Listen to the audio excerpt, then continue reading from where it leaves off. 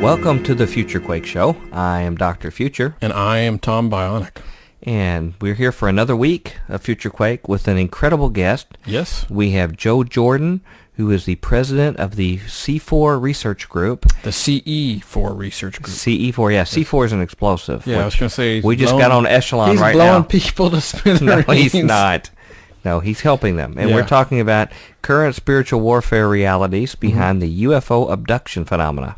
Mm-hmm. Sorry we couldn't find a more interesting topic to talk about. Yeah. We're sort of scraping Britney the bottom of the barrel. Was busy this week, so... Yeah, so we're going to talk about, and before you change the channel and say, I am not interested in that weird kind of stuff, it's crazy, UFO really abduction. Need to hear what this gentleman has to say. Let him listen. Just take our word for it. Give him a listen. Mm-hmm. Hear what's going on, and just let God speak to your heart before you make rash judgments, which probably people have to do most of the weeks on Future Quake Show.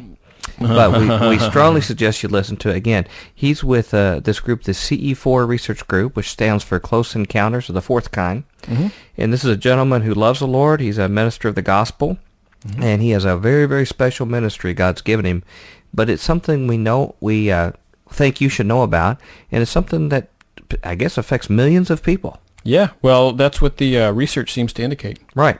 So we're going to provide an opportunity for you to hear about what this gentleman's doing. We really think you'll be blessed this week in what he has to say, and then we're going to come back and have a discussion about what he's talking about. Yeah. So, without further ado, yeah, you think it's time? I think All so. right. Well, we're going to go join Joe Jordan, and then we'll come back and wrap it up on the closing segment of Future Quake.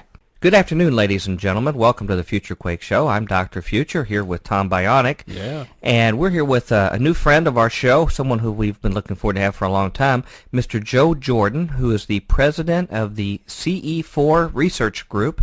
And today we're going to talk about the current spiritual warfare realities behind the UFO abduction phenomena. And Mr. Jordan, I just want to tell you it's an honor to finally have you as a guest on the Future Quake radio program.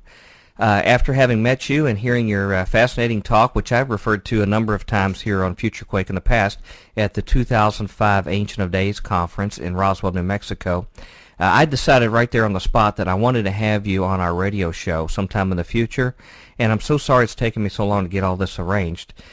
To start our discussions into this very mysterious, intriguing topic that we're going to discuss this week, can you begin by just giving my listeners a very brief introduction to how you began to be interested in the topic of UFOs and extraterrestrial phenomena very, very long ago? I sure can, and it does seem like so long ago now after 15 years. It actually started back in 1992, and at the time I was on a vacation trip headed to Alaska to visit my brother who was stationed in Anchorage in the Air Force, and I was flying out of Orlando, Florida. I live here in Florida, in Central Florida on the coast by the Kennedy Space Center. Mm-hmm. And when we were at the airport, I knew that this was going to be like a 10-hour flight up to Anchorage, and I wanted to pick up some reading material. So I went to one of their little newsstand bookstore type deals they have in the airports and started looking at the magazines and didn't see anything that quite caught my interest, and moved over to the book section and started gazing through the different book titles they had there, and one particular book caught my attention. And I picked up the book and looked at the back of it, and it puzzled me because as an avid science fiction reader when I was in high school, this book looked like a science fiction book to me. But when I looked at the back of it and read the synopsis on what the book was about, I saw that this was a book that said it was based on science research and science fact. So that caught my attention. And the title of that book was UFO Crash at Roswell. And I would say that that was the beginning of stepping through a doorway that was to change my life. Wow. And on that trip, I started into the book, and it started to consume me where I had to get to the end of it to see what this was about. I finished the book on the 9-day trip I was on while up in Alaska and sightseeing and all of that. And when I got back from the trip, my interest in what I would call ufology had been piqued, and I wanted to know more. And over the next couple months, I came in contact with a couple key people that were to guide me through my search into the whole field of UFOs, and I was introduced to the Mutual UFO Network, and it's the largest grassroots organization for UFO research in the world today. There's some 5,000 plus members worldwide. Now they take more of a scientific approach toward data collection, much like people like Transportation Safety Board would have very strict protocols for collecting data. Is that correct? Absolutely, and they take you through some extensive training to become a field investigator, which is the first level you come into. Wow. And you work with another field investigator that takes you through the training, and you have to qualify through a test. And they teach you how to do investigations for UFO sightings and how to record for the database that they've had since 1969. And as I worked into the Mutual UFO Network, or MUFON, my interest just grew and grew and grew. And at the time, I was what you would call an agnostic. I had no spiritual beliefs at all, and I felt that I would be comfortable coming in from a scientific point of view in all of this and being very objective. And after about first 6 months going through the training as a field investigator and getting my field investigator status, I was then asked if I'd be interested in becoming a state section director for MUFON. And a state section director is someone who is in charge of their county or a number of counties around them. And what that person does is take control where calls come in for sightings reports from the press or from the sheriff's department or police department, where people make these calls and they don't know where to send them to.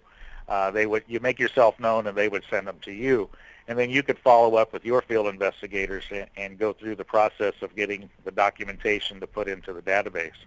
And I became the state section director of Brevard County, Florida, which is where the Space Center is located. And I have been since 1993. And that started my search into what is this UFO phenomenon actually about. Okay, so you sort of rose through the ranks and established yourself in that organization and became a respected member of applying scientific experimental principles to analyzing this data. But then things led you in a spiritual direction, as I understand it.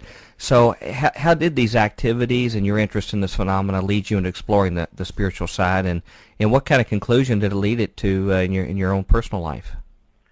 Well, coming at this from an agnostic, objective point of view and trying to follow the protocol for scientific research, at the same time I had to deal with setting up monthly meetings for the public. It's one of the things that's required as a state section director, that you hold monthly meetings where your investigators come and we can talk about investigative reports that we're doing and also explore the UFO phenomenon. And it's open to the public. And we used to hold these meetings once a month in the public library, which is a great place to hold meetings because there's no charge, and they usually have all the video equipment you need to use for VHS or DVDs.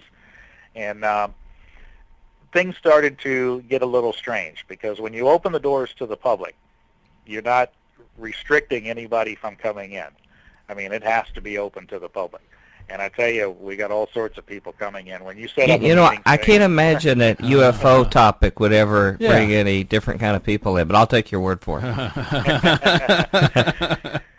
And I was kind of warned about this from the higher-ups through MUFON because one thing that they did warn me about is be aware of people coming in who have New Age and metaphysical beliefs. Well, I had no idea what that was.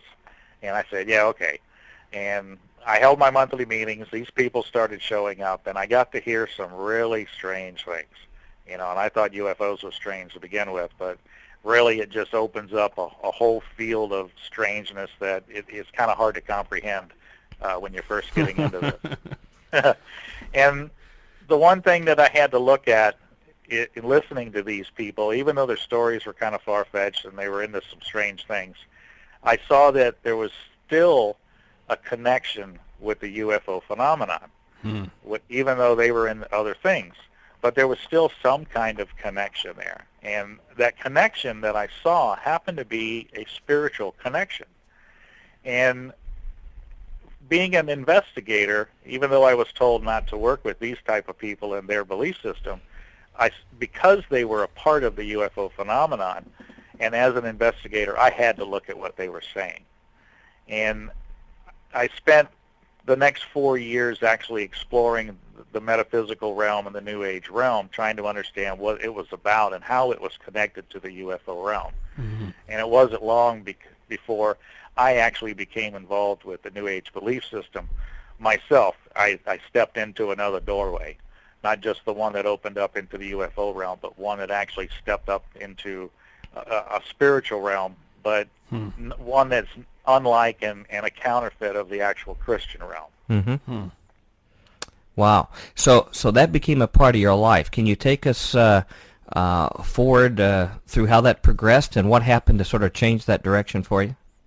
Well, it's the New Age realm and metaphysical realm, to explain what it's like being involved in that, and especially as deep as I was involved. That you hear the term enlightenment, and you've probably heard that term bounced around on TV shows, on the regular TV, where that term is used, or transformation. And this is something these people are striving for. And looking back on it now, it's really just another works-based religion, because the whole quest that they're on for enlightenment, you can never reach it. It's like dangling that carrot out there, and you're constantly striving for it, but you never really reach it. I assume if you pay for some more seminars or buy some more tapes from people, that'll help just a little bit farther, huh? Oh, absolutely. And believe me, they're not cheap. Yeah. And you always come across somebody else that seems to know a little more than you, that gets you hooked to where you've got to learn more. Mm-hmm. And it's a fascinating thing that these people are into, but very deceptive and very seductive also, because there's a lot of pride involved, being that I know something somebody else doesn't. Mm-hmm. And that's part of the seduction to the whole metaphysical realm. And there are some strange paranormal activity that you'll come across dealing in that realm, which most people would consider in that realm a spiritual connection. And that's something that I actually had to look at. And after about 4 years of dealing with that and exploring it and falling right into it, and actually I got to the point where I could actually preach to Christians, and Christians that really didn't understand what they should have understood being a Christian. And it wasn't hard to take somebody like that and convert them over to metaphysical belief system. And I've had to look back on that now and wonder, could I ever bring those people back? And some of them I have been able to, since my change. Ultimately, they are responsible to God for not knowing God's word. Mm-hmm. Absolutely. But after about 4 years, in 1996, in the fall of 96, I was working in the abduction phenomenon. We had moved from sighting investigations into abductions. And the reason we had done that is because my investigators and I looked at the years we had spent doing sighting investigations and felt that we were pretty much doing the same thing. We were chasing our tail. And it was something that we didn't seem that we were ever able to get the truth about this phenomenon. I mean, they've been doing sightings since the 40s, sighting reports, sighting investigations. And here we just jumped into it in the early 90s, and we were still just continuing the same thing, and it still continues today. So we moved into abductions because when we started listening to the abduction experiencers, these people claimed that they were in contact with the entities that were behind the UFO sightings. And we felt that if we were going to get to the truth of the UFO phenomenon, we needed to get closer to the source of it. And if these people were claiming contact, well, that's closer to the source than just chasing lights in the sky. Sure. That's way closer. Oh, yeah. And we focused our work on abductions. We studied up on abductions from all the research material that was out there to be able to work with these people and start doing the investigations for abductions. And then there was a couple cases that were really interesting that I was working on in late 96. But there was something very troubling about these two cases and that I was in the midst of. And there was something that seemed to be very wrong with them, and I couldn't quite put my finger on it. And one of my female investigators that was working with me, she said, you need some protection when you're working in this realm, because she was seeing that there was a problem here too. And she was a professing Christian, and she said, I want to share something with you, and something that you could get as protection, when you go into this area of research. And I said, okay, what do you got? And she stuck a Bible out in front of me, and I said, oh, no, that's got nothing to do with what I do. And she said, well, wait a minute, I just want you to take a look at it. And I said, oh, no, that's fine, Because being from the New Age belief system, those people don't believe that the Bible to be the inerrant Word of God. It's sort of a quaint concept, isn't it? Yeah. Yeah. Good stories, maybe, a good way to live, but Not they the don't take it truth. serious. Yeah, not Right. the truth.